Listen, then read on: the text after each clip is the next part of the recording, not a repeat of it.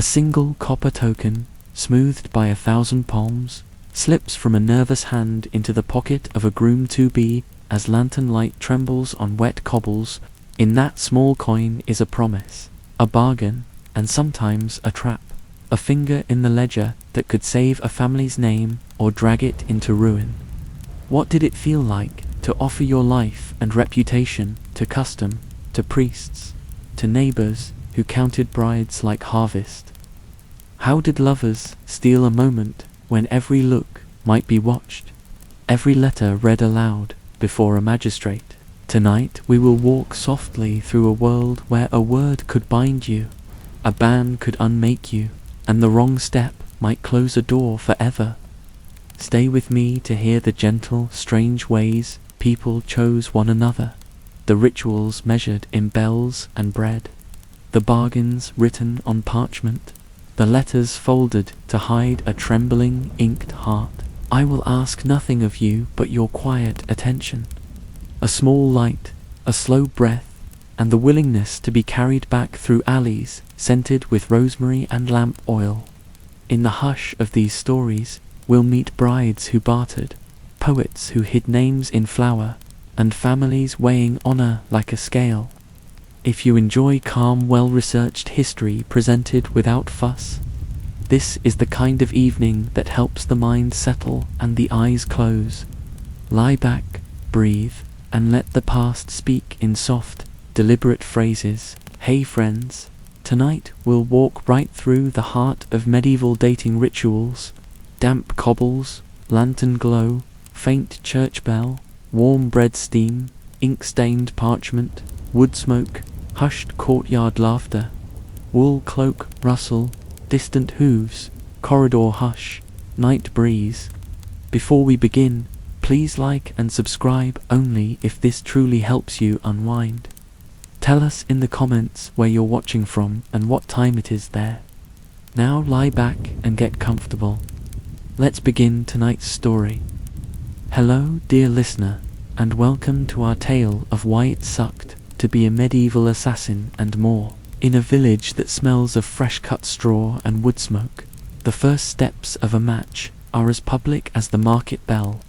Courtship in the medieval world often begins not in whispered meetings behind curtains, but in places where neighbors gather. The market, the church porch after mass, the communal washhouse, or the lane leading to the manor. These were not private moments in the modern sense.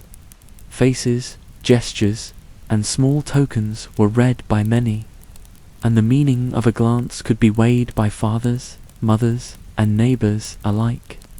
To live in such a world was to learn how to speak with hands and keep certain things quiet. It was also to know that reputation moved faster than any horse. Many early unions began with an exchange that looked little like what we call dating. The ritual of betrothal, sometimes called a promise or a troth, could be spoken aloud among witnesses, sealed with a token, or written on parchment.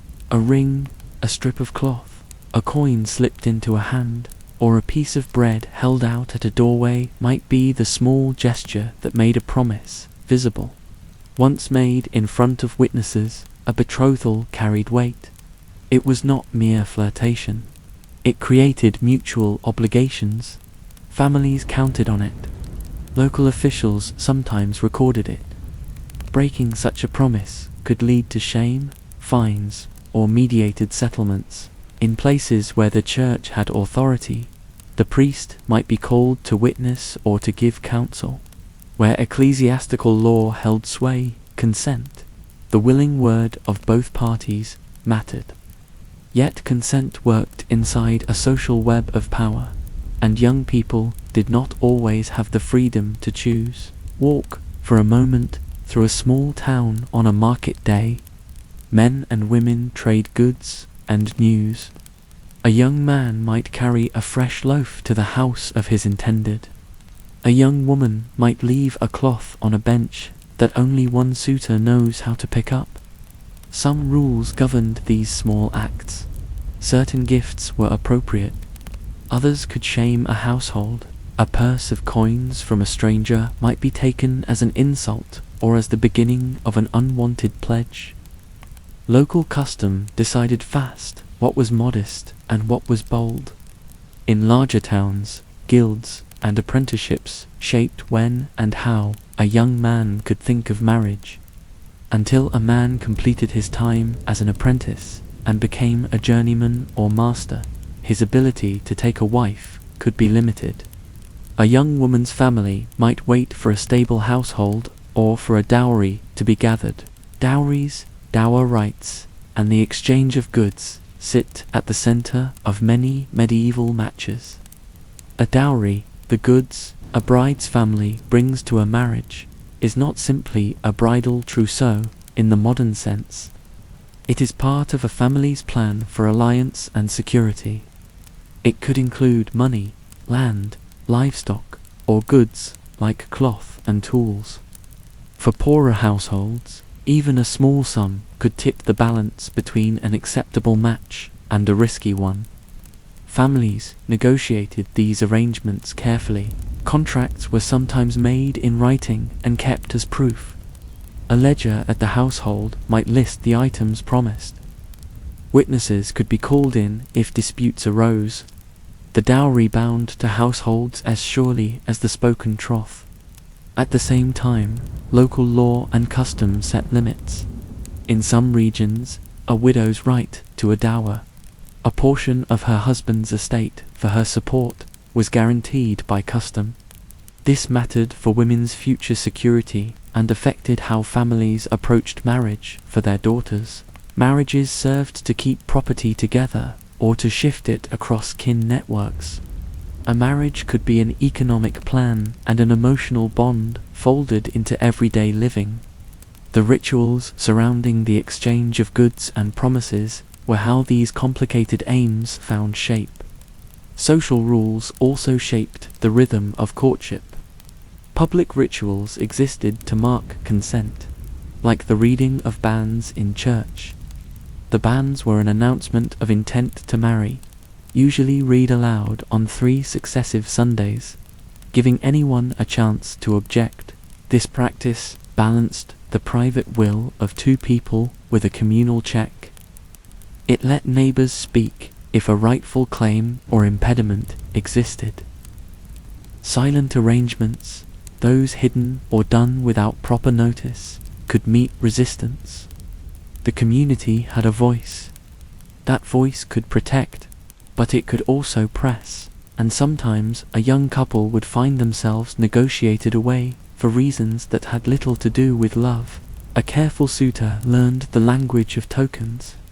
A letter folded in a particular way, a sprig of rosemary left at a doorstep, a ribbon pinned inside a cloak, and these small signs carried meaning. Many tokens are ordinary things given significance by circumstance.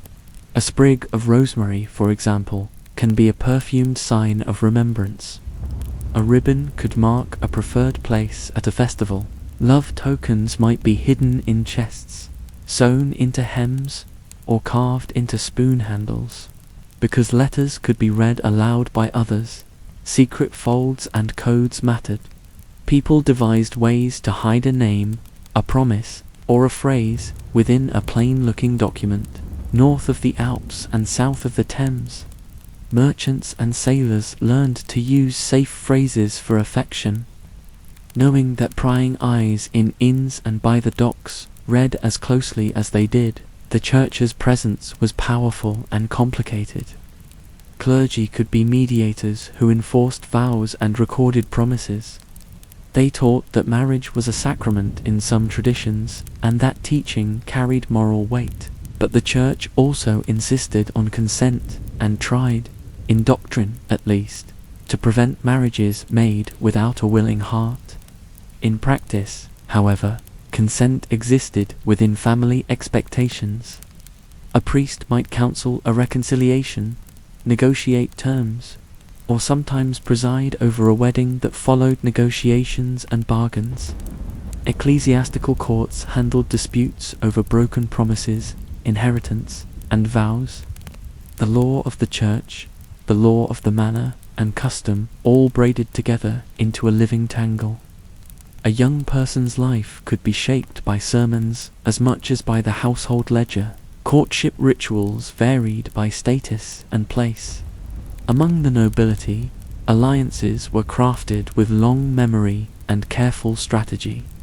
A marriage could bring lands, titles, and military alliances. Negotiations could involve heralds, ambassadors, and written treaties.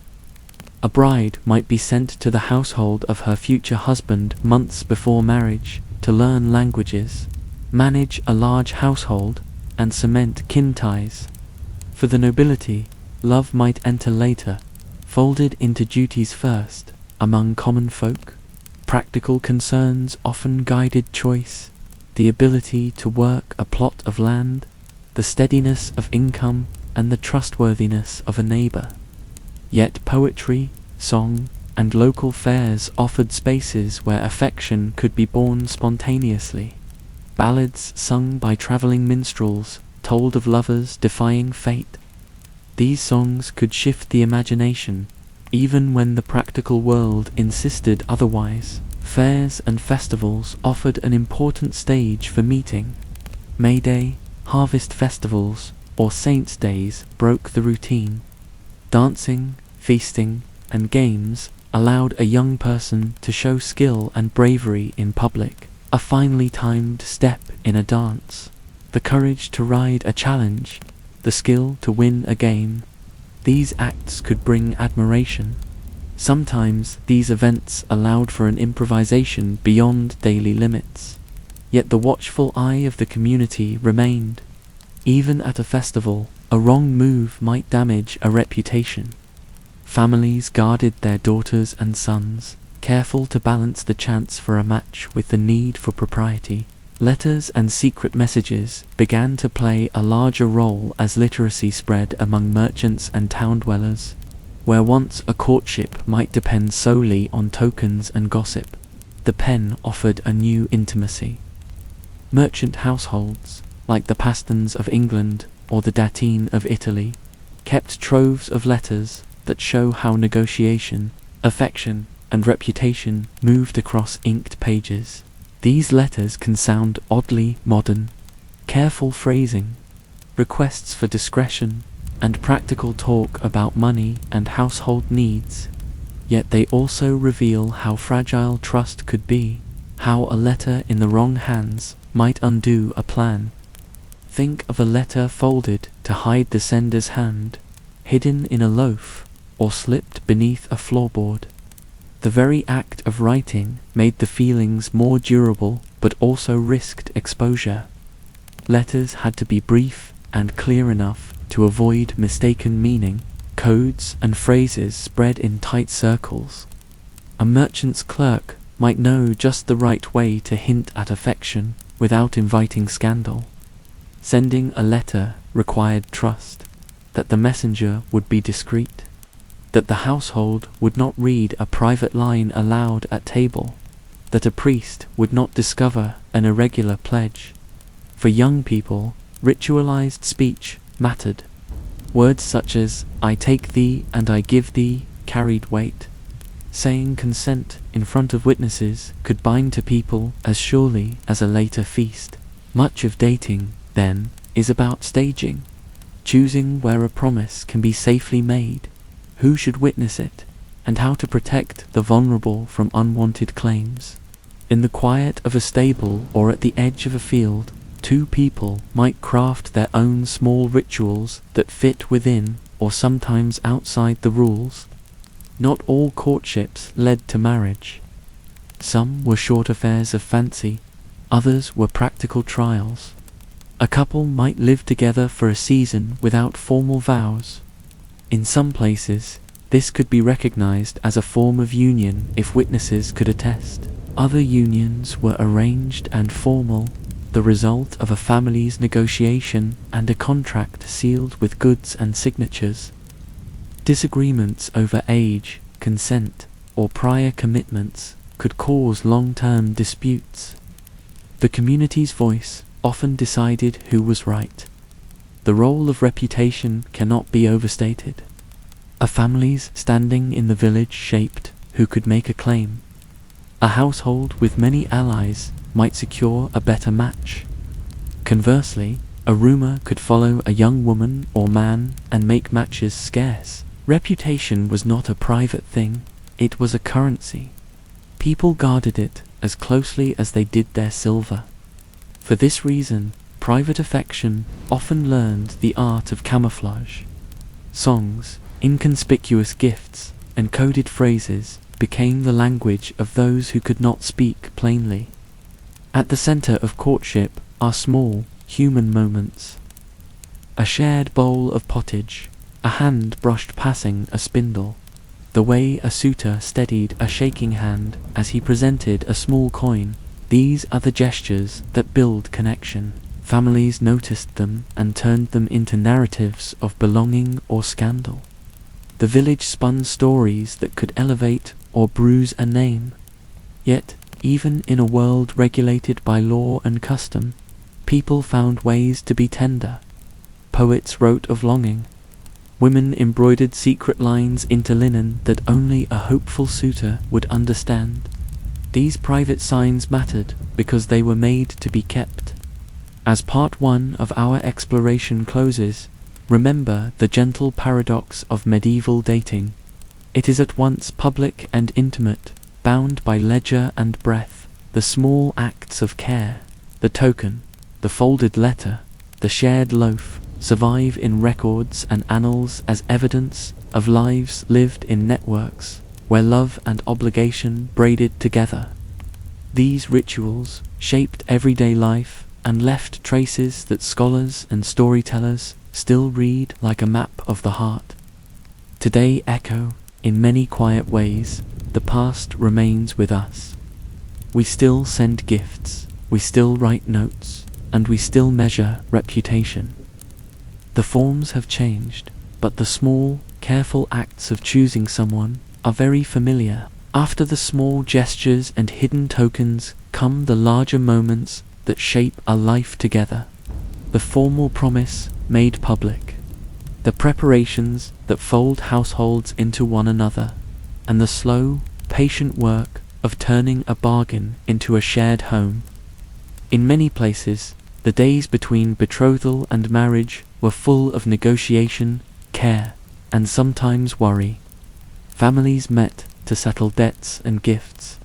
A bride's chest was filled with goods and cloth.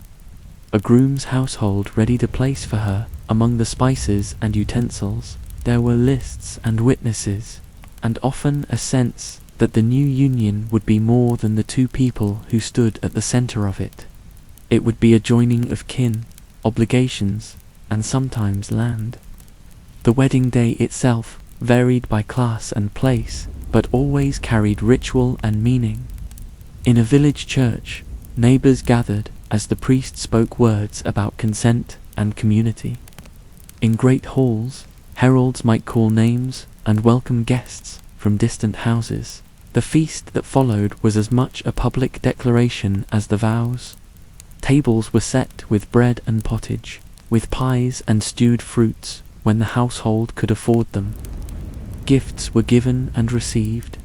The sharing of bread and ale in front of the village marked the couple as belonging to one another. For many, the feast served as the community's ratification. Those present had seen the promise and could later give testimony if needed. Marital law and custom added layers of protection and complication. The reading of the banns was meant to prevent impediments, to give neighbors the chance to speak if someone was already bound, if a prior vow existed, or if kinship made the union improper. In towns with active record-keeping, marriages and banns might be entered into registers. Contracts formalized the dowry and dower. These papers could be called on years later in disputes. A woman's security after a husband's death might depend on the precise wording of a contract made at the time of marriage. For this reason, literate households kept copies and called witnesses who could attest to what had been said. Legal wrangling could follow a disputed promise. and sometimes the church courts mediated a settlement or ordered penance. Not all unions were happy from the outset. The early months of marriage were a time of adjustment. Households learned habits and rhythms. A woman arriving in a new kitchen learned which pots were where, which keys opened which chests, and how the steward expected stores to be counted. A man who took a wife adapted to the interests and management style she brought. In wealthier houses, this training could take months. Among common folk, the adjustment often meant sharing a small bed, a single hearth, and daily toil. Love could grow within these rhythms, but practical tensions could also show. Arguments over money, work, or kinship ties could cause strain. Neighbors knew this and sometimes offered counsel. Other times, they took sides. Elopement and irregular unions also filled the pages of records. When families refused a match, some couples fled to a church and declared their consent before a priest or witnesses, sometimes invoking the church's insistence on free consent.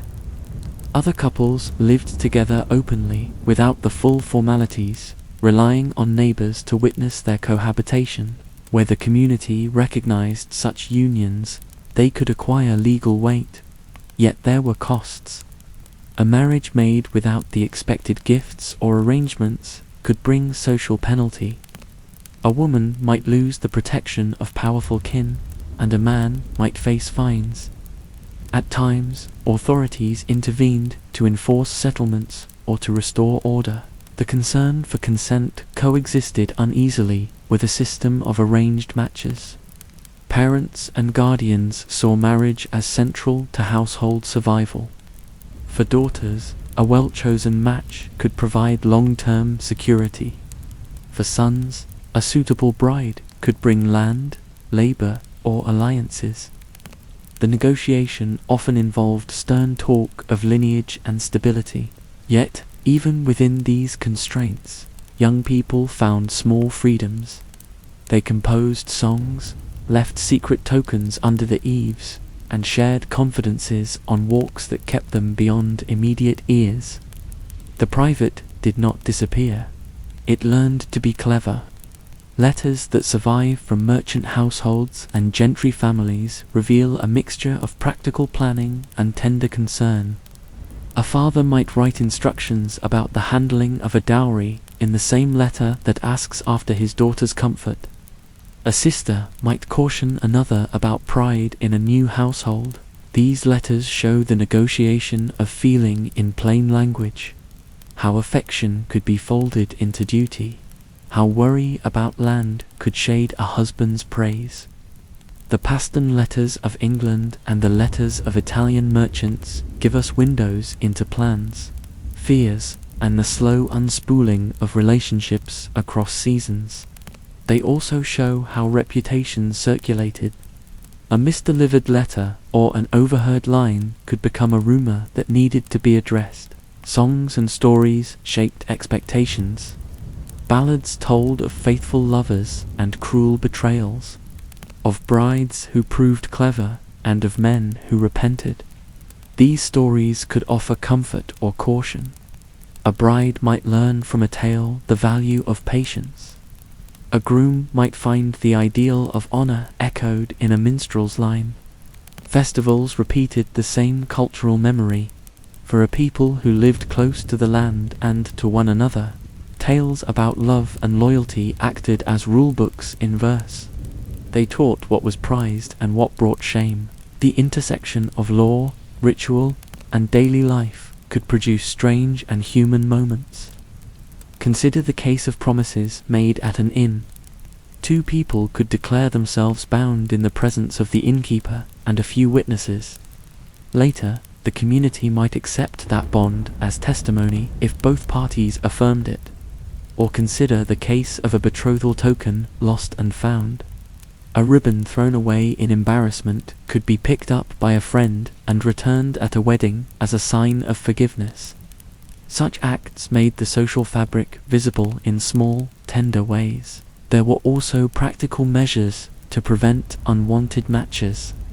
Families sometimes locked trunks and guarded chests, and certain gestures were reserved for the most serious suitors.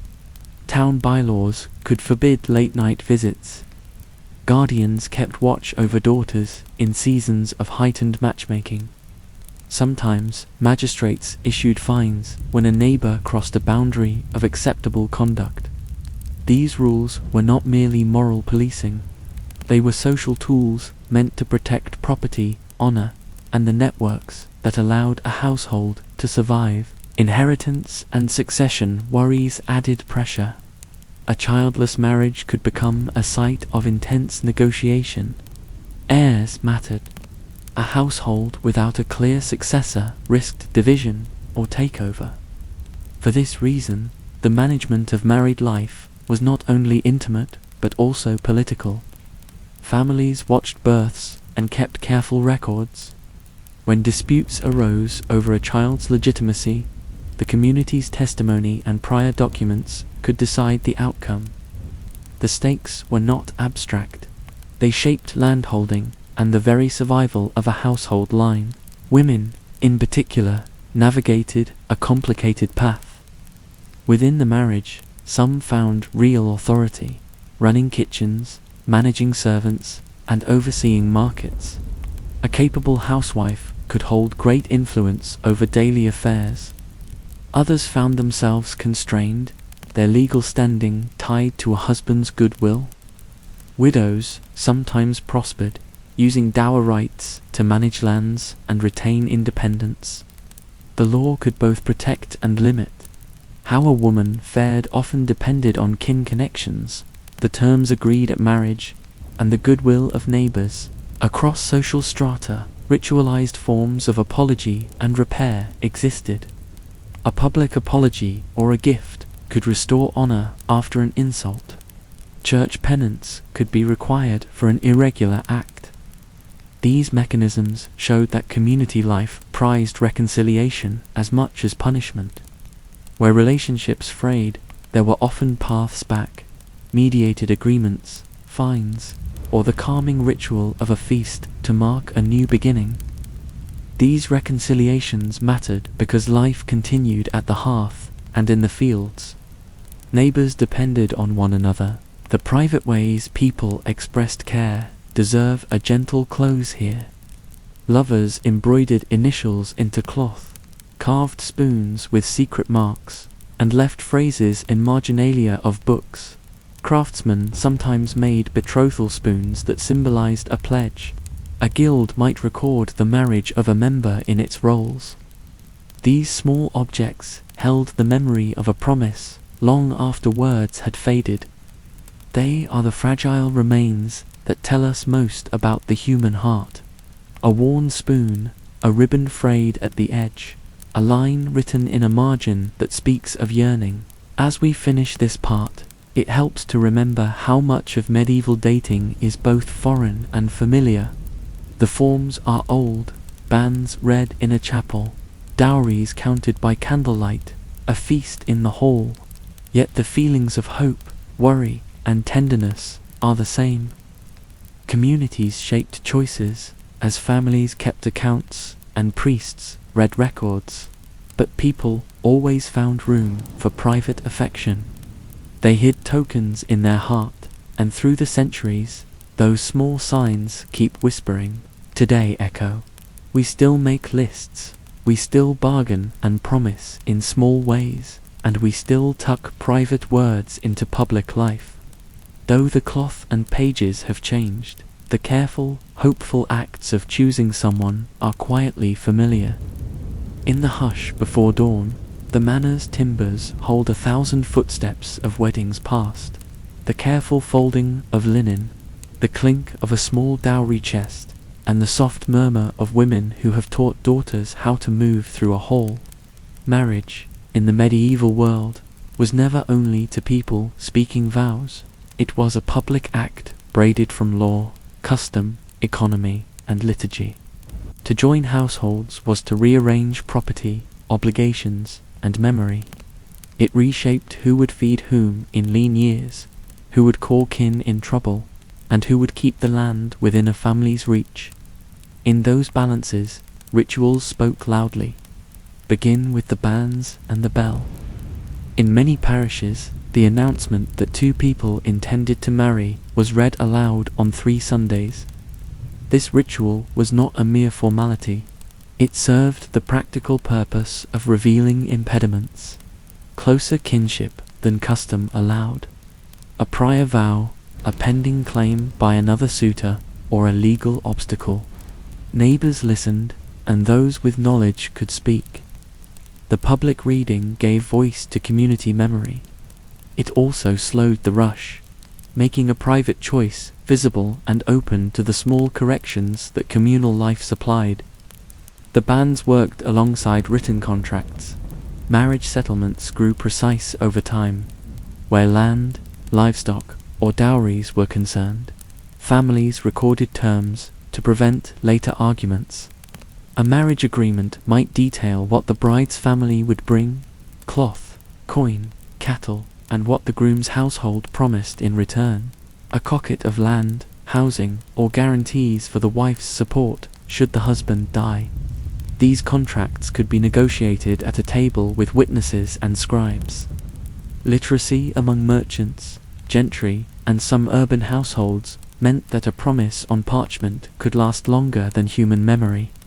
In disputes, these papers became central evidence, yet the written word did not erase ceremony. The ritual of entering a new household mattered as much as any clause. In some places, the bride was led to her new home at night by torchlight, welcomed at the threshold with bread and salt as a sign of hospitality and future sustenance. In wealthier houses, a ceremonial hand-fasting might mark the joining of 2 lives before the feast. In other regions, the couple presented their pledge in the church, where the priest and neighbor witnessed consent. The precise moment that made a marriage could be the simple, spoken "I do" pronounced in the presence of witnesses, the touch of tokens exchanged, or an act of consummation later attested by household testimony. Law and custom varied. Practice adapted to the needs of people and place. Feasts followed. Food and song transformed a legal act into a social fact. A wedding feast announced to the neighborhood that a new household had begun. It reinforced ties. Guests brought gifts. Neighbors took turns giving clothes or livestock, and the shared table made the marriage visible. In halls and village greens alike, the feast functioned as public proof that the community recognized the union. Where witnesses could later be called, the memory of who ate at whose table could decide a dispute. The feast thus carried both joy and pragmatic consequence. Status-shaped ritual. Among the nobility, marriages often functioned as political instruments. They secured alliances, peace between houses, and the transfer of titles. Negotiations could include promises of military aid, wardships of heirs, and long lists of property. A noble bride might travel weeks to reach her husband's seat, escorted by retinues that impressed and reassured. Her household would arrive with a chest and provisions, and her ladies-in-waiting assigned tasks that ensured the smooth running of a larger, more complex household. For aristocratic families, marriage was a matter of strategy to preserve power across generations. Among common folk, the emphasis often fell on immediate survival and the management of labor. A farm needed hands, and a household needed someone who could cook, mend, and manage stores. The practical value of a match was often measured by the ability of the new partner to work the land, tend animals, or bring a modest dowry. In towns, a craftsman's marriage could mean a new apprentice or a piece of capital. Guild regulations sometimes affected when a member could marry. A young man might wait until he completed his apprenticeship and rose to a status that proved him capable of supporting a wife. Thus, law, custom, and economy shaped the moment when two people could form a household. Dowry and dower deserve particular attention. The dowry, goods or money that a bride's family supplied at marriage, were an essential bargaining chip. It could secure the bride's future, support a new household, and tie families together. A well-provided dowry might make a daughter a desirable match. A modest one might limit options. The dower, by contrast, was the provision the husband set for his wife to support her should she be widowed. Custom and law guided how much a widow could expect. This security could be the difference between independence and dependence. These economic facts were not merely dry. They shaped power inside marriage. A woman with a generous dower could manage lands and run a business. A woman without such guarantees might depend wholly on male kin. Consent and coercion walked a narrow line. In many theological and legal traditions, consent of both parties mattered for a valid marriage. In practice, however, social pressure could be intense. Parents and guardians held sway over children's futures. Marriages might be arranged when a family sought to strengthen alliances or relieve debts. Yet records also show resistance. Young people who delayed, who appealed to church courts, or who sought the protection of sympathetic patrons. The church sometimes acted as a check on pure parental authority, insisting that a willing heart remained an essential element of the sacrament. Still, even when the church intervened, the outcome balanced compassion with social order. Customs of release and repair softened rigid outcomes. When a betrothal or marriage went awry, there were often means to restore peace. Public apologies, penances, and negotiated settlements kept local life functional.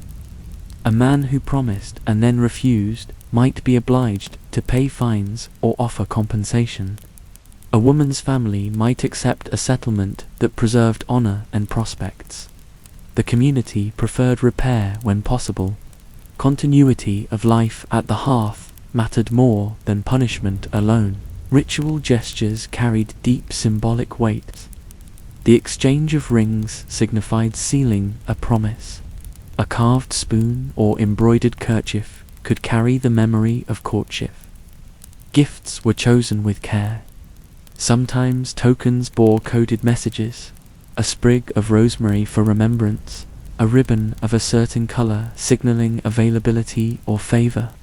The small arts of giving and receiving spoke of intimacy and constraint. They allowed lovers to communicate within acceptable bounds. Local festival days offered moments of loosened restraint.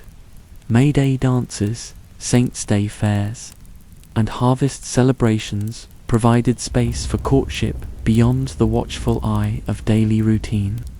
Dancing could be an arena where a partner displayed skill or generosity. A game could show courage or kindness. These temporary freedoms mattered because they let people test affection and skill in public, yet in festive settings. Still, even when the rules eased, the consequences of a misstep remained. A misread gesture or a bold action could stain a reputation long after the music stopped. Legal forums shaped marriage in ordinary life. Manor courts, ecclesiastical tribunals, and royal commands all had roles. Manor courts managed customary obligations and minor disputes.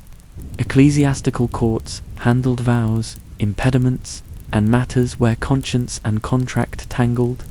In some regions, royal courts could intervene in matters of inheritance and nobility. The many layers of authority made marriage both robust and complicated. People learned to navigate these systems with the help of kin and patrons who knew how to speak on their behalf. The household itself became the site of rule and affection. Managing stores, sharing a bed, tending infants, and negotiating daily routines tested the possibility of partnership. In many records, the practical competence of a wife as a household manager meant respect. In wealthier homes, a lady's oversight of servants and accounts gave her real power.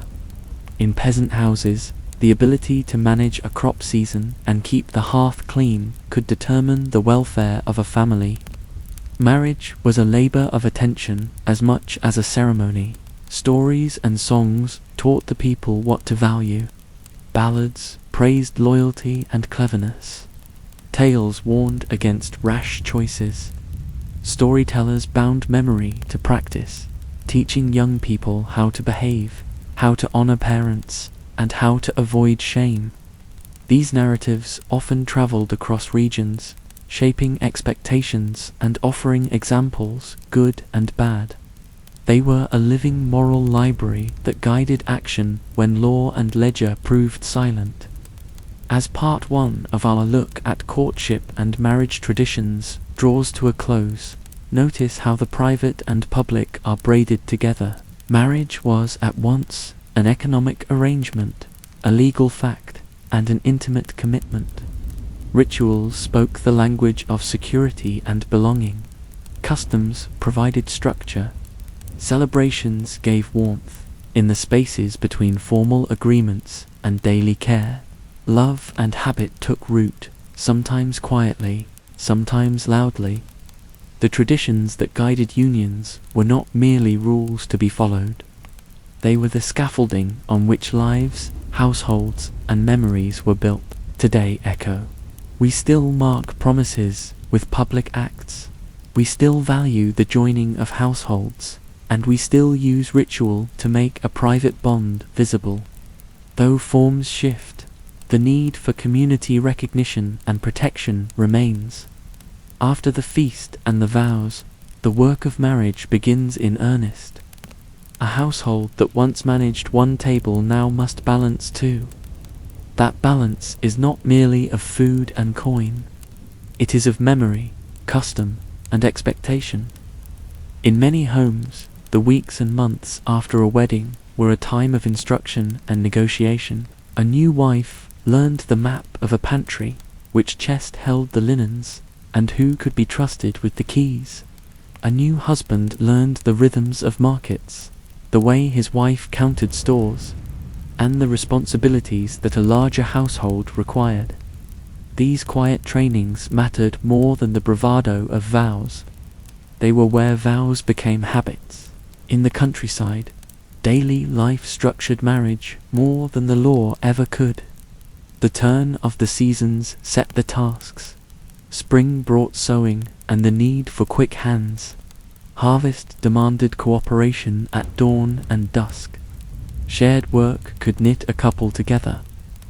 In the long evenings after the day's labor, there was time for learning skills, spinning, mending, record keeping, and the small economy of exchange that kept the household afloat. A capable wife might be praised for keeping bees, mending cloth, and managing flour. A capable husband might be trusted with the sale of wool or the hiring of laborers. These practical skills translated directly into status and security. In towns, the management of a shop, workshop, or stall required similar cooperation, keeping accounts, ordering supplies, and handling apprentices. Marriage was, in part, a matter of running a small enterprise. The idea of marriage as a protective alliance continued to shape behavior. Families treated daughters' marriages as long-term investments in social networks. A match could bind households into reciprocal obligations, help in times of sickness, loans in hungry years, and shared defense when disputes turned sharp. The practice of fosterage, or sending a child to live with an allied household, sometimes preceded formal ties. These extended bonds meant that a marriage's consequences spread beyond the couple. A single wedding could rearrange the pattern of support across a dozen households. Widowhood presented its own set of customs and practical concerns. A widow's legal position varied by place and by the terms agreed at marriage. In many regions, she received a dower, a life interest in a portion of the husband's estate, to secure her livelihood. This provision allowed some widows to keep a household running and, in some fortunate cases, to manage property with notable skill. Records show widows acting as landlords, negotiating rents, and even bringing suits to court. Yet, widowhood could also be precarious. If the household's heirs were young, or if kin consented poorly to a widow's management, disputes could arise. A widow sometimes remarried quickly for security. Other times, she remained independent, running markets or estates with a steady hand. Remarriage followed patterns set by custom and need. A widower might take a new wife to manage his home and provide heirs. A widow might marry to secure protection. Kin networks again shaped these choices. Sometimes an arranged second marriage restored fortunes after a death in the family. In a few well-documented cases, a widow's remarriage formed a deliberate strategy to keep land in the family or to cement alliances between kin groups. Custom tried to balance compassion with order. Fast remarriage could alarm neighbors. Long mourning might jeopardize the household. Communities watched how this balance was struck. Intimacy, what historians sometimes call the private economy of marriage, had its rituals. The consummation of marriage was legally significant in many places, though the social weight of that act was less dramatic in daily practice than law books suggest. In households where privacy was scarce, testimony about intimate moments could come from servants or neighbors. In cases of contested marriage or questions of legitimacy, the community's memory and the testimony of witnesses mattered.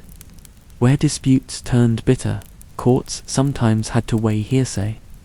The recollection of those who moved in and out of the household, and written documents made at the time of marriage.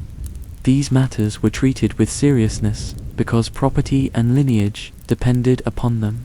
Rituals of mourning and remembrance show how marital life continued into public memory. Anniversaries, the naming of children after forebears, and the upkeep of graves kept relations alive across generations. Family altars, memorials in parish churches, and the repetition of certain feasts continued to bind the living to the dead. In this way, marriage extended beyond the couple and became the thread through which a family told itself who it was. The obligations of hospitality that received shelter and when also followed from marital alliances. A kinship network built through marriage could be a household's first line of defense in times of hunger or dispute. Marriage disputes could grow sharp. Secret betrothals, disputes over dowries, claims of impediments, and accusations of false promises filled the records. The practical effect of resolving these disputes mattered deeply. They could determine who managed land, who kept children, and how wealth was distributed. Ecclesiastical courts often handled cases where conscience and contract met. The Church's interest in consent and the moral dimension of vows gave its tribunal special weight. In contrast, manor courts tended to manage customary grievances among neighbors. Together, these forums formed a web through which people sought justice, redress, and sometimes reconciliation. The role of women within marriage is complex and varied. In some households, women exercised considerable authority. They oversaw servants, managed markets, and maintained financial records. In wealthier circles, noblewomen sometimes governed vast estates during their husbands' absences.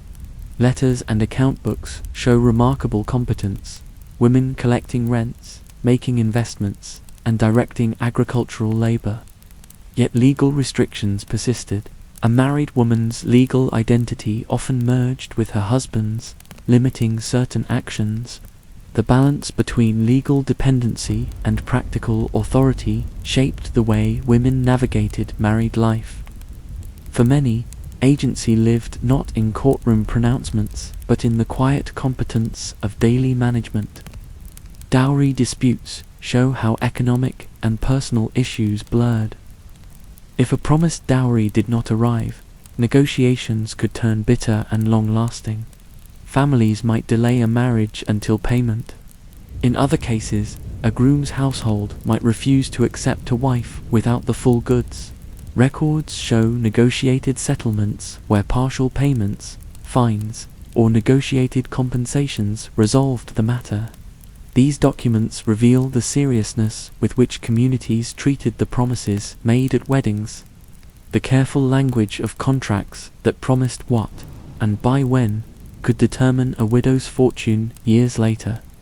Cultural expressions of marriage songs, poems, and crafts kept ideals alive. Minstrels sang of faithful spouses and clever women who saved households. Needlework and carved spoons bore initials and symbols of union. Guild records sometimes recorded marriages of members, and apprentices might swear oaths that included references to marriage as a future goal. These cultural artifacts served both to entertain and to instruct. They carried moral templates: generosity, patience, thrift, and honor. In the private folds of embroidery, or in the margins of a prayer book, lovers left traces of devotion and humor that modern readers can still find endearing. Migration and mobility shaped marital customs as well. When men traveled for trade or war, marriages could be delayed or negotiated across distances.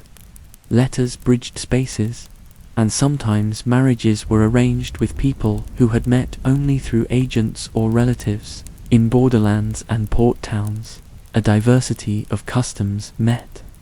Mixed marriages between people from different legal traditions or different languages required negotiation about property, inheritance, and child-rearing. These cross-cultural unions brought flexibility into the system and sometimes created interesting hybrid practices. Finally, let us close with the quiet endurance of material objects. A well-worn spoon, a kerchief with initials, a ledger with a careful note about a dowry. These items survive when people have long turned to dust. They are small anchors to a past that often feels distant. Yet, in these objects, lives the ordinary texture of marriage. Chores done, meals shared, arguments made up, and the slow knitting of life across seasons. The rituals and laws shaped the frame, but daily attention made the picture whole. Today, echo. Even now, the practical work of living together often matters more than declarations. Chores, shared plans, the careful keeping of accounts, and the ways families support one another continue to shape what marriage means. The forms evolve, but the quiet labor of maintaining a life together remains much the same. In the quiet curve of a folded page, a voice can cross a market, a sea, or a locked door. Letters reshaped courtship in ways both gentle and dangerous. They made feelings durable. They made intentions traceable. A written line could carry a promise, a plea, or a plan. It could also be read aloud, misread, or shown to a third party who kept the household ledger. To send a letter was to trust a messenger, to risk exposure, and to join your private life to the circulation of ink and paper. In a world where many things were said in public, a letter offered a new kind of privacy, but also a new kind of peril. When writing grew more common among merchants, officials, and some households, it brought new tools to lovers. The merchant letters of the late medieval period, the household accounts of gentry, and the careful notes tucked in missives show how people adapted pen and ink into the old economy of tokens and songs. A letter could carry a dowry list, a plan for a meeting, or a coded line that only one reader would understand. The art of folding mattered. A clever fold hid names. An inner seal kept a sentence private. A strip of wax or a knot of thread could mark authenticity. Sending a letter involved thought. Whom to trust as messenger, how to fold the sheet, what phrase to place on the outside that wouldn't betray the content. Letters created a record of affection and obligation that could be summoned in court. Where a spoken promise might be forgotten or denied, a written note could survive. Manuscripts show lawyers and priests asking for copies of letters as proof of intent. A careful lover might keep drafts or copies. In merchant households, clerks kept copies of outgoing correspondence. These records sometimes reveal the tender side of businessmen and women who negotiated dowries and goods in the same hand that mentioned a wife's comfort or a child's fever.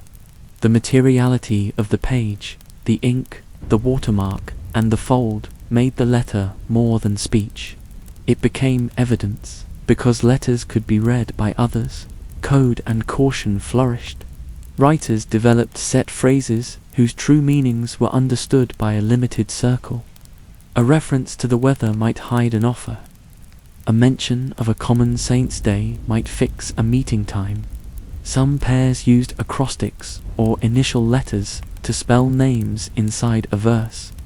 Others hid names in marginal notes or in the first letters of every line. Poetic forms helped disguise messages. A harmless-sounding stanza could carry 3 lines of affection between the first and last letters. These tricks made secret speech possible in a social world that prized reputation. Messengers mattered as much as the words. A trusted servant, a merchant on his rounds, or a clergyman made a letter travel. The choice of messenger conveyed meaning. A slow, careful courier might suggest caution. A bold young man bearing a folded note could be an act of bravado. Messengers also risked temptation or mistake.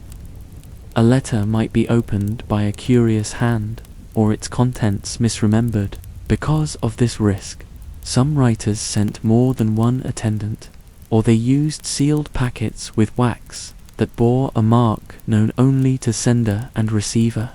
The seal was a promise of privacy and of identity. The rise of urban life amplified the letter's role. Towns and port cities made travel common. Relations spread across distances. A merchant away on business wrote home. A soldier on campaign sent lines that were kept and reread. These distant correspondences could make long separations bearable. They also introduced new norms.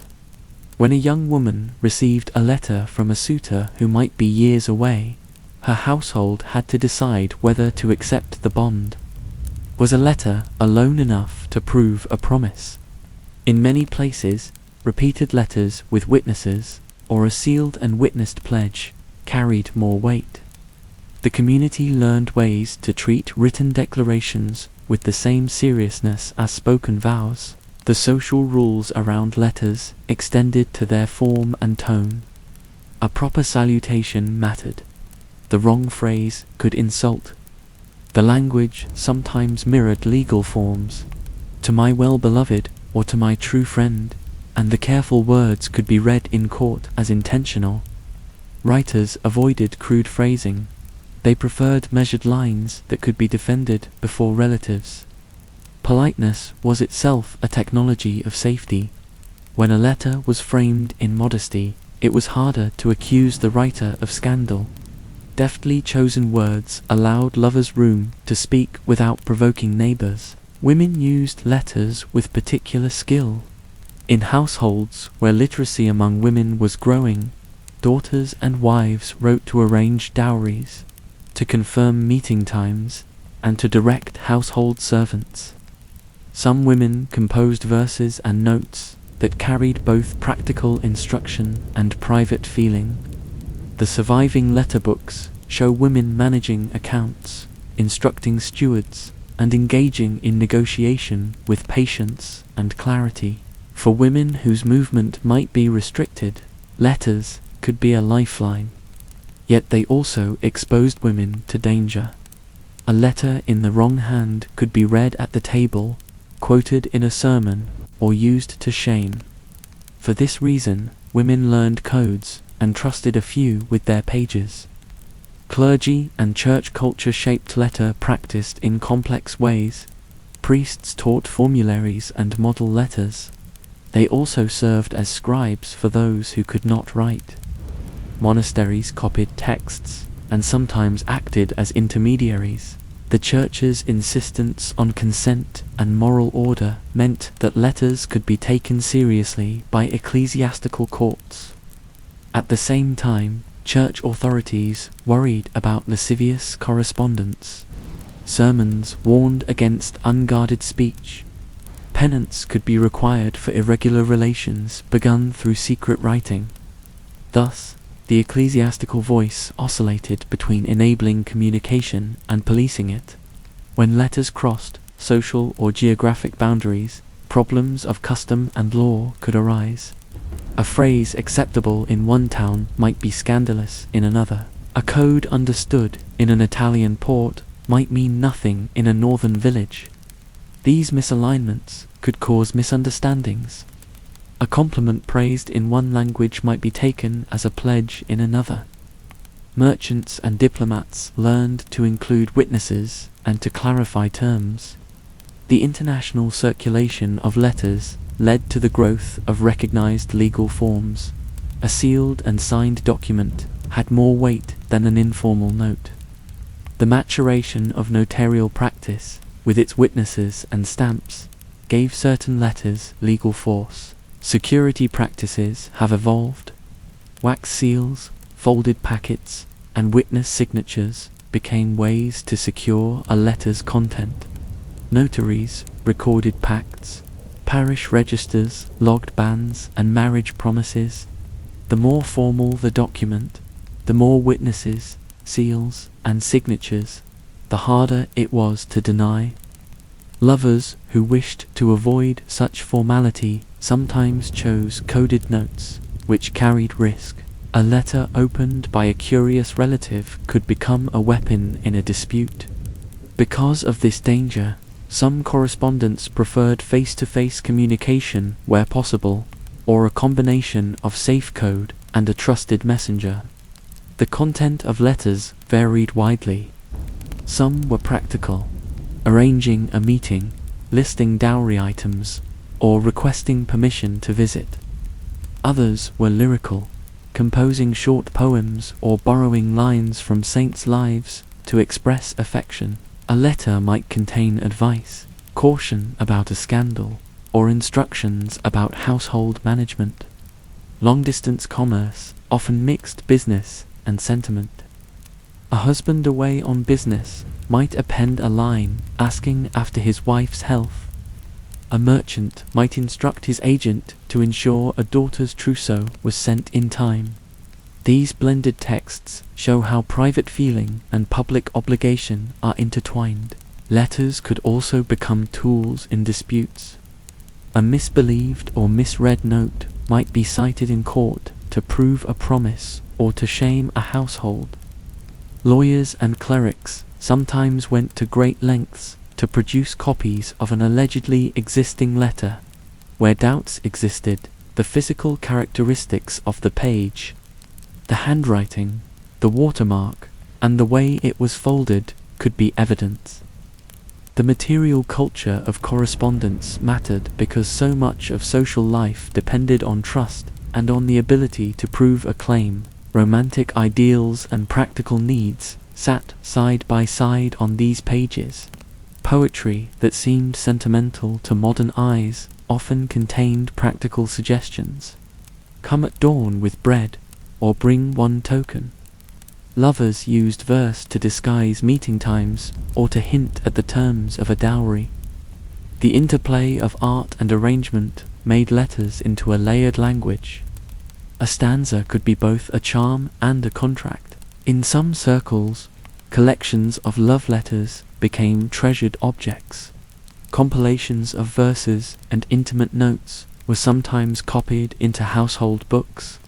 Marginalia in prayer books, the careful folding of a sonnet, the stitch in a hem, these are the traces that often remain when parchments fray. Scholars reading these artifacts learn how people balanced feeling and prudence. They see the ways that secrecy was orchestrated and the ways that exposure could ruin a life. The social rules governing letters were strict, but not inflexible. Communities adapted. Where travel was common, letters gained credibility faster. In isolated hamlets, a letter might be suspect unless backed by a local witness. The balance between written permanence and oral flexibility was a negotiation lived daily by ordinary people. Writing made promises more durable, but it also forced communities to reckon with new forms of evidence and with the consequences of private speech made public. Today echo. We still write to those we love, and we still worry who may read our words. The letter is an older technology, but the blend of tenderness and risk it carries is very familiar. An honest line can be a comfort, a misread phrase can cause trouble, and privacy always depends on the care we take. Letters did more than carry vows. They shaped the rules that held communities together. When a dispute arose, a folded page might step forward as a witness. A copy of a missive, a surviving seal, or a clerk's careful note could tilt a case in court. Notaries learned to record who had written, when a seal was broken, and which witnesses had handled the packet.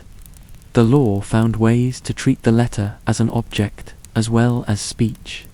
That material quality paper, ink, and seal made private words public when needed. For lovers, this was a double-edged thing. What comforted could later accuse. Because letters could be evidence, people learned to manufacture certainty. Notarial copies, witness marks, and sealed ledgers became common practices for promises of consequence. In towns, a formal pledge sent through a notary or scribal office could become a contract. The more formal the writing, the more it bridged private feeling and public obligation. Yet many correspondents preferred lighter, secret forms, marginal notes in prayer books, verses tucked into accounting ledgers, or a pressed flower between pages of a commonplace book. These intimate objects circulated in households and passed down as heirlooms, their meaning clear to those who knew the code and mysterious to anyone else. Language itself became a craft. Writers cultivated forms that were pleasing but defensible. Measured salutations, careful verbs, and phrases shaped to avoid unnecessary risk were hallmarks of good correspondence. A lover who learned to couch affection within modest terms gained protection. Words that read as decorous could be cited in court as evidence of decorum rather than impropriety. Politeness was a shield. Conversely, a rash or overly intimate phrase could be used to shame a household. Because of this, many letter writers preferred indirectness, the comfort of metaphor, the hint contained in an object, or the safe recounting of a saint's life that doubled as counsel. Community norms evolved to manage the letter's risks. Households set rules about who could read incoming mail. Trusted servants might deliver notes straight to the intended hand.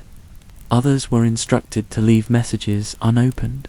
Some families required that a priest or elder look at certain kinds of correspondence when a betrothal involved substantial wealth. Local gossip networks did their own policing. A rumor that a household kept lascivious letters could damage prospects for daughters and sons. Thus, houses learned to treat ink as carefully as coins. The mixing of business and sentiment produced hybrid forms. Merchants writing about shipments also asked about a wife's health. A business ledger might have, in the margins, a short line about a child's birth. These hybrid notes show how lives were integrated. Trade and affection walked together. For men who moved across seas, letters were lifelines and proof.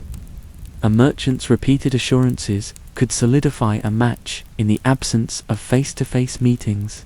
Where long distances separated lovers, a string of letters, each with witness marks or repeated attestations, could act like a chain of testimony. Communities accepted the chain as a way to bind people when travel was costly or dangerous. The risk of exposure created rituals of repair. If a letter were exposed and caused a scandal, families often moved quickly to restore order. A public apology, a mediated settlement, or the offering of a penance could calm a situation. Often, the best remedy was another public act, a feast, a presentation of gifts, or the calling of witnesses to confirm a more respectable narrative. The community preferred repair because households depended on one another.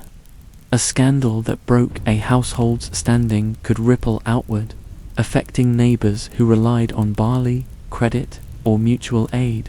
For this reason, prudence and quick reconciliation mattered more than private triumph.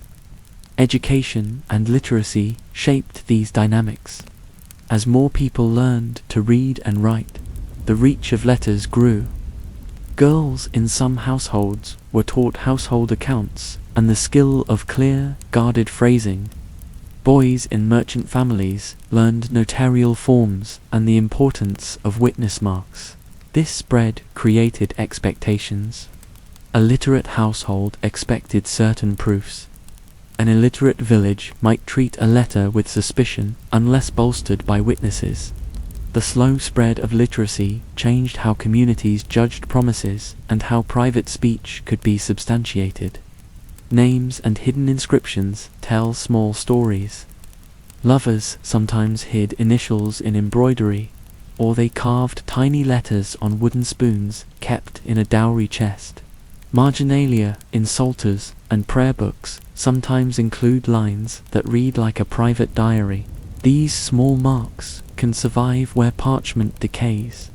They are the traces that historians follow to understand how people kept secrets, and how they preserved tenderness in a world that watched closely. The physical skill of hiding a message, folding, sewing, and sealing, was an art practiced by many who needed discretion. Cross-cultural marriages and cross-border commerce complicate standards.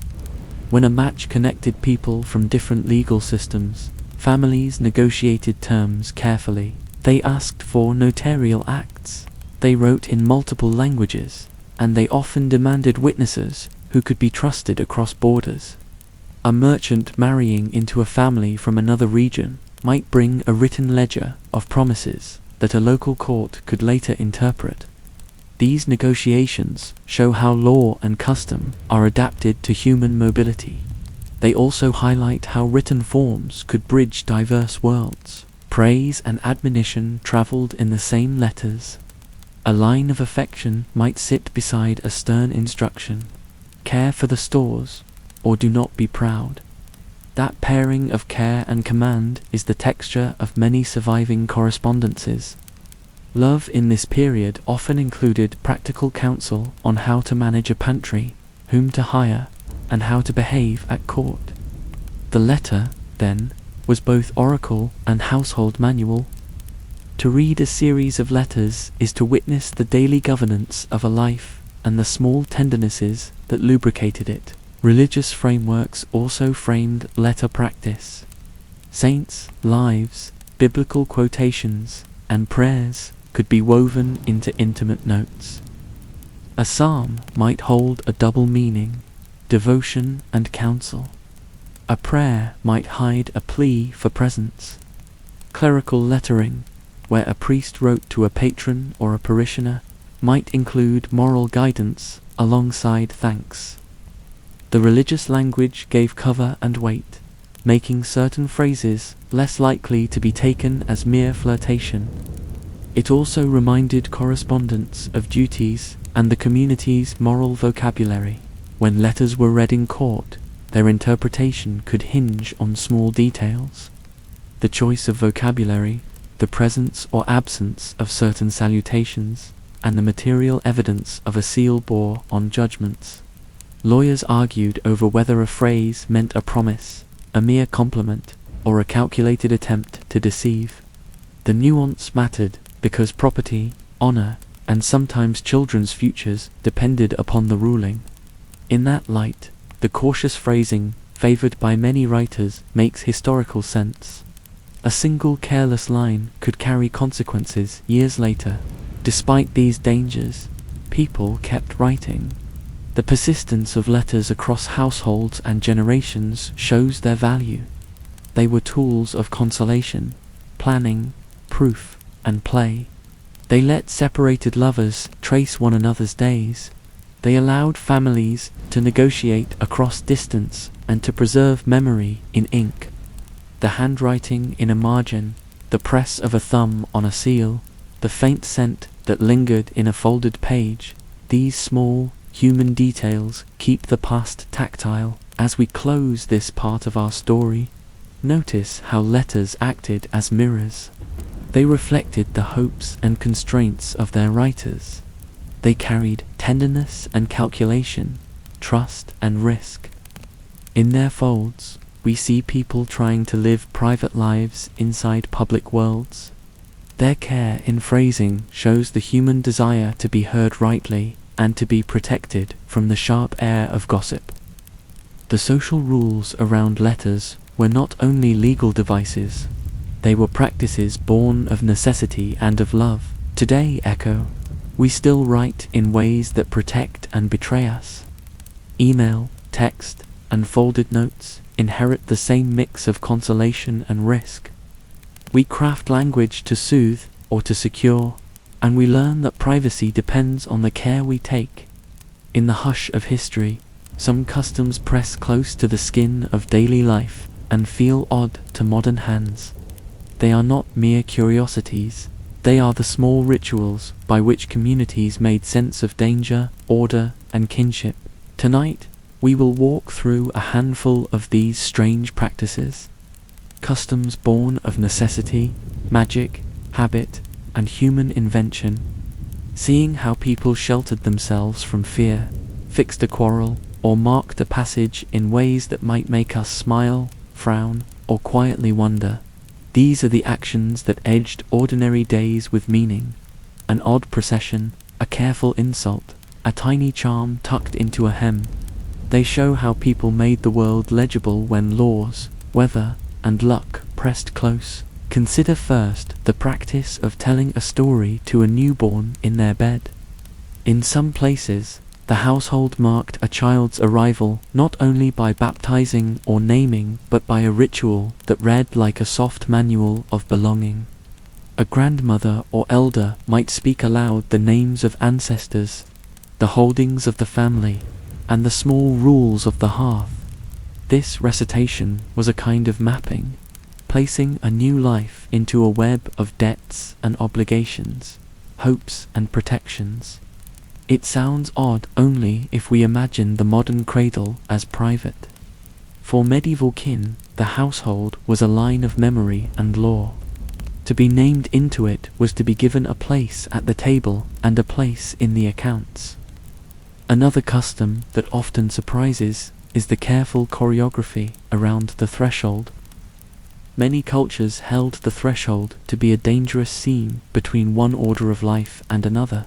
To cross it in certain ways required rites. A bride might be lifted over a doorsill to avoid bad luck, or bread and salt might be set on the threshold as tokens of welcome and nourishment. These gestures are small but symbolic. The door binds a household, and the motion through it marks a legal and social change. In a world that reads signs constantly, a misshapen threshold or an unblessed lintel could invite gossip, but a thoughtfully performed crossing could anchor a new household safely. There were customs meant to warn off misfortune with a kind of theatrical logic. In villages where witches and bad luck were feared, people used visible, repeated acts to show they were protected. A string of red wool in a window, a piece of iron above a stable door, or a carved saint set facing a crossroad served as a public claim. We have taken precautions. These signs need not prove anything about belief. They mainly signaled that a household understood the local economy of fear and took care. A passerby read them and judged the family by the care they showed in defense. Some communal rituals solved social tensions with a theater of ridicule rather than a law court. When a man was accused of domestic shame, or when neighbors needed to punish a transgression without breaking community ties, they sometimes staged a public mockery. A procession might parade the accused atop a cart, while neighbors sang songs and rattled pots, an event intended to shame and to teach. This kind of ritual worked because it restored a sense of order without tearing family lines apart. The moral force of ridicule could be stronger than a written fine. It painted a wrong in the public ledger. For many, the memory of a public humiliation kept future behavior aligned with local expectations. Another set of customs navigated marriage and separation in ways that can feel distinctly foreign. In some communities, the practice called handfasting, an agreement to live together for a set period, served as a test of compatibility. For a year and a day, a couple might live as if married. At the end of that term, they could either formalize the union or part without a lasting stain. This temporary pledge acknowledges an old wisdom. Life together is a practice as well as a promise. The ceremony could be as small as a binding of hands, a token exchanged before witnesses, but its social effect was meaningful. It allowed a community to regulate risk while permitting private trial. Closely related are the rituals of bride price and bride ransom that swapped property language for affection. In some regions, a groom paid a price to secure a bride. In others, a staged abduction could be a form of consent where a mock capture, sometimes planned by the pair, established the marriage publicly. When such customs were negotiated with care, they allowed a match that otherwise might have been blocked by kinship rules or by the letter of custom. These acts could be playful or grave, theatrical or solemn, yet they always depended on a shared understanding that the action was a visible signal, a public enrollment into the community's ledger of obligation. Food and its shaping of ritual offer many strange details. Think of the little honeymoon of honey that names a long era of small rites. The custom that gave the honeymoon its name shows how nourishment and fertility were read together. Newlyweds might consume a honey-based drink to mark the promise of sweetness in married life. Elsewhere, the sharing of bread at the threshold signaled welcome and safety. A slice of cake could act as legal proof that a feast had been held and witnesses were present. Food was not merely sustenance. It was a slow contract written in yeast and grain, turning to justice. Medieval communities sometimes used what looked like odd experiments to decide hard questions. Trials that relied on sight and movement, walking over hot plowshares, plunging a hand into cold water, or walking blindfolded along a line are often called ordeals in the older literature. Their logic was not magical in a naive sense. Rather, these practices were public rituals that let an entire village see and interpret a result. People trusted visible signs that a community could watch together. In many regions, these practices were later constrained or replaced by documentary proof. But for generations, they functioned as shared ways to handle doubt when other evidence was lacking. The use of the body in public ritual could astonish. Consider the custom of binding a marriage with a spoon or a carved token. A simple wooden spoon, etched with a motif or initials, could be the visible marker of a pledge. Keep the spoon, and you keep the memory. Lose it, and the record grows thin. Such objects carried meaning because so much of life was material and witness-based. Tokens were portable, visible, and durable, They travelled with households and could be shown when a question arose. In many parishes, the practice of church ales and communal brewing acts as a kind of social glue. The parish ale was more than a drink. It was a fundraiser, a feast, a moment of communal bargaining. People gathered, gave coins, and ate in a shared space. The ale fostered both charity and mutual inspection. Through the ritual of sharing, a community rehearsed its solidarity, negotiated favors, and kept an eye on new faces. It is easy to dismiss such events as mere revelry, but they carried political and economic weight. Who organized, who sat where, and who contributed were all signals of standing. Small, everyday customs could also read like careful calendars of luck. A mother might put a knife under the child's cradle to ward off nightmares. A farmer might turn a plow in a particular direction to invite rain. A baker might lay down a grain in a hidden peg to ensure a good season. These actions combine practical attention to craft with a fragile sense of control. They are the quiet ways people sought to shape chance when weather and market ruled so much of daily survival. The theatre of law sometimes included surprising practices. When a contract needed proof, neighbors could be called to eat at a table where the disputed exchange was reenacted. The presence of witnesses who could swear to see a platter passed or a token exchanged turned domestic memory into legal proof. In this way, routine social acts, dining together, carrying a chest, acquired the force of evidence. People learned to treat simple scenes as possible testimony. They acted accordingly. Rights of boundary marked more than property. They marked identity. A village boundary walk, where elders traced the edge of common fields while singing or striking the earth, established both rights of grazing and the story the community told about itself. Children brought small sticks, and women carried tokens. The procession mapped obligations for the years to come. These boundary rituals reminded everyone that land was not only an economic asset, but also a memory held in common. Some customs protected the reputation with a ritual of declaration. When accusations flew about theft, impropriety, or broken promise, a family might hold a public rite where statements were declared and witnesses called. The ritual did not always produce a private reconciliation. Often it restored a public record. The community needed a clean line. Who had said what, when, and under what witnesses.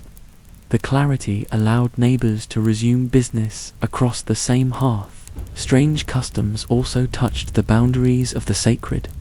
Pilgrimage, for example, mixed devotion with social negotiation. A family might send a member on pilgrimage to seek a saint's favor for a sick child, or a person might pledge a token at a shrine as part of a vow. Pilgrimage was both an act of faith and an extended social statement. It demonstrated resources, showed piety, and produced stories that reinforced belonging.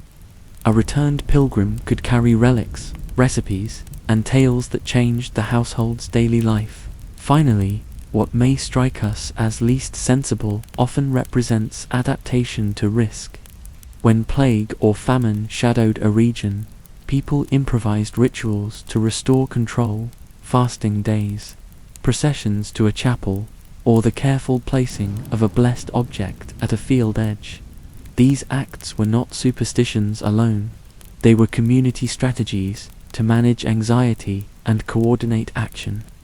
Ritual made people act together, distribute scarce labor, and reassure one another that they were doing what could be done. As part 1 of this look at strange customs closes, notice the steady pattern. Oddity often hides utility. A mock abduction, a carved spoon, a boundary walk, or a threshold rite are small answers to large problems. They let neighbors speak without lawyers, mark memory without paper, and protect a household without a magistrate. Strange customs are the vernacular of survival and meaning. They are human responses to weather, law, fear, and love. Today echo. Many of these odd practices survive as metaphors in our lives. Lifting a friend across a threshold, sharing bread with neighbors, or performing small public apologies, and they remind us that strange rituals are often the small machinery by which communities keep going. In the quiet years that followed public rites, communities continued to make order out of life by inventing small, precise ceremonies. These were not empty gestures, they were tools people used to decide, remember, and repair. When the weather bent a crop, when a child was born in danger, when a rumor threatened a household, neighbors turned to ritual because it made action visible. These second-stage customs ways of proving, of preserving, and of rejoicing kept households working and neighbors talking. In this part, we will look at how tokens became testimony, how play could stand in for law, and how small objects held big meanings. Tokens often doubled as proof. A carved spoon, a bent coin, a carved love spoon, or a ribbon could be the single object that carried a pledge through years of change. Craftspeople and households kept these tokens carefully because objects were easier to show than memories were to summon. When a dispute arose over a promise, a token produced at the right moment could convince neighbors and elders that a pledge had been made. These physical marks, scratches on wood, initials carved low on a spoon's handle, a stamped seal on wax, were small witnesses that survived where speech did not. Museums and archives hold many such items. They show how ordinary things became legal and emotional anchors for families. Play as proof sometimes replaced costly court cases. Think of a village game that turned into a rule-making performance. When elders doubted what had happened in private, they could call a small public ritual a feast where a token was passed, a reenactment of the exchange, or a simple question posed in front of witnesses. This public stage made memory communal. Everyone who watched could later testify to what they saw. In that way, a play or feast could become a compact court. The advantage was practical. It was cheaper than hiring a lawyer. It kept the household within the social network it needed, and it often aimed at repair rather than ruin. The logic of public signs extended to property and boundaries. When fields were contested or a common meadow's edge was unclear, villagers often walked the boundary together. The procession, with sticks and stones and elders' chants, mapped more than land. It mapped memory. Each person who watched and carried a stick became part of the record. In later years, when a hedge grew or a brook shifted, the story of the boundary walk could be called up to settle a quarrel. That story was kept as much in bodies and bones as it was in any document. The ceremony itself taught new generations where the line lay and why it mattered. Odds and ends of ritual addressed luck and misfortune with practical, theatrical moves. When plague or crop failure frightened a region, communities organized fasts, processions, and the placing of blessed objects in fields. These acts had practical effects.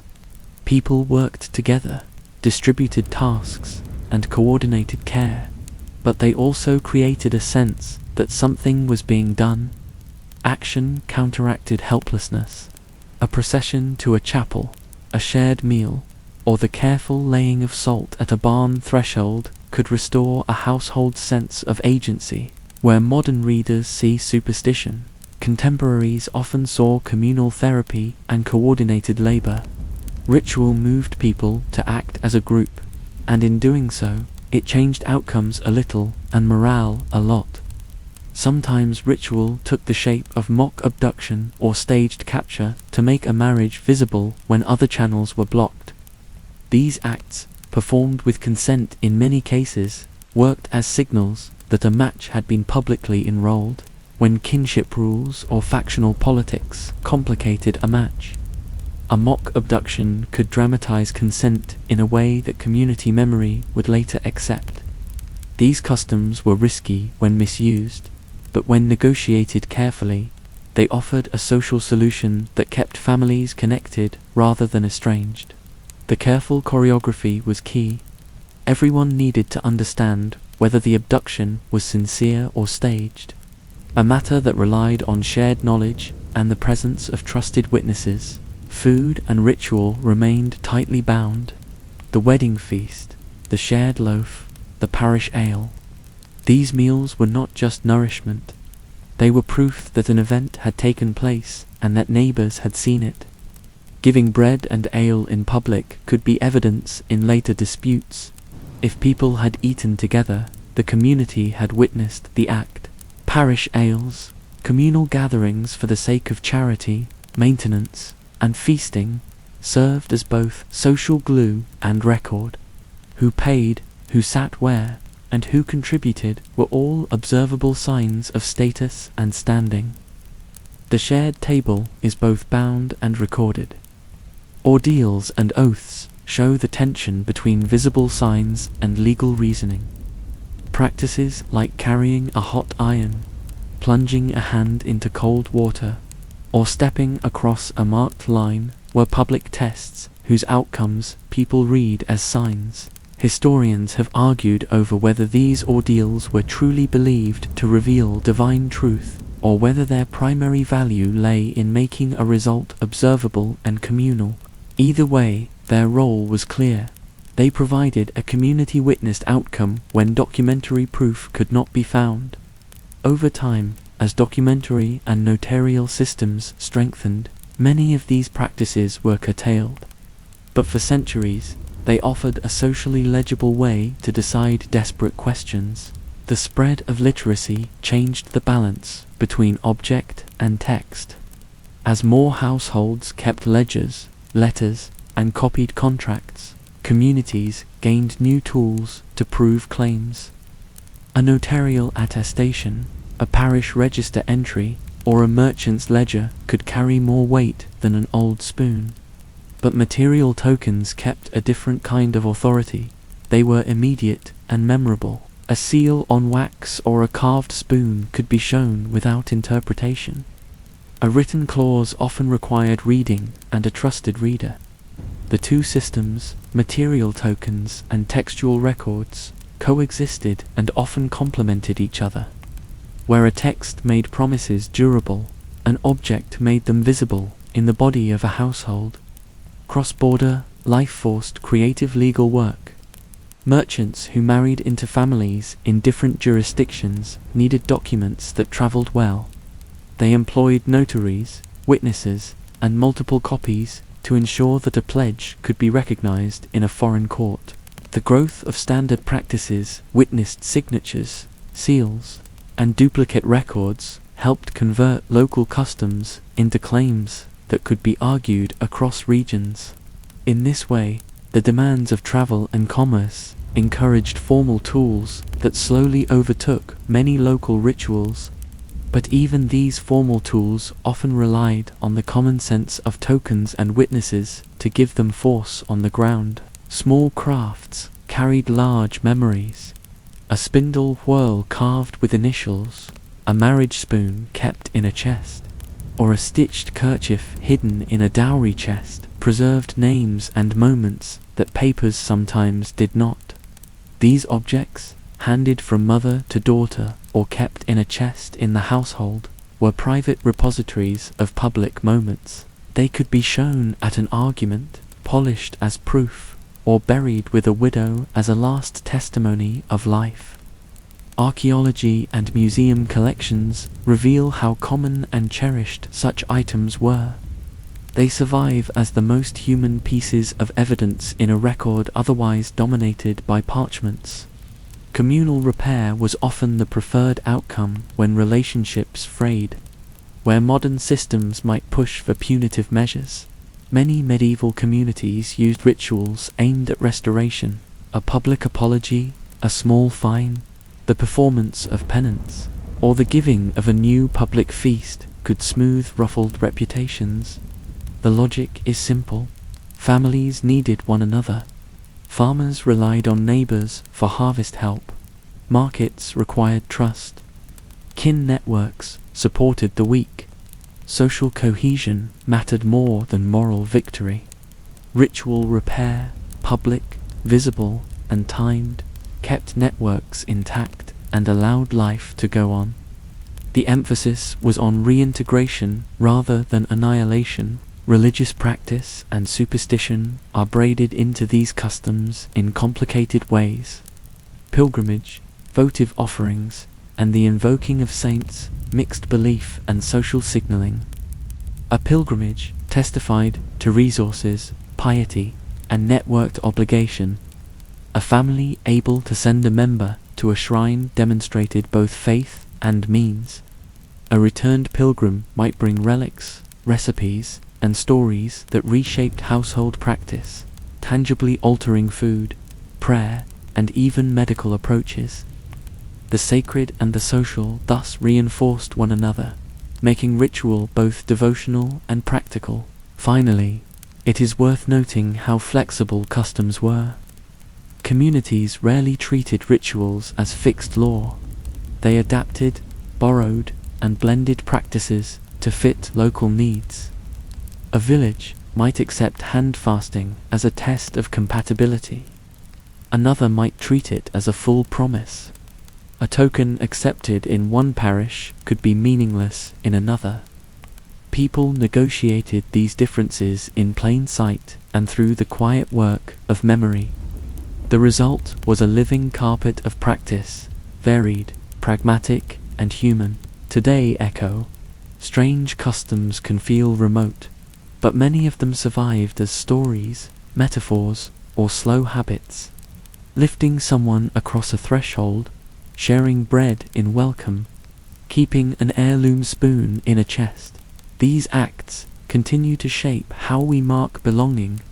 Oddity often hides usefulness, and in the small rituals of ordinary life, we can see the patient work people did to keep households standing, to bind neighbors together, and to make a world we could trust.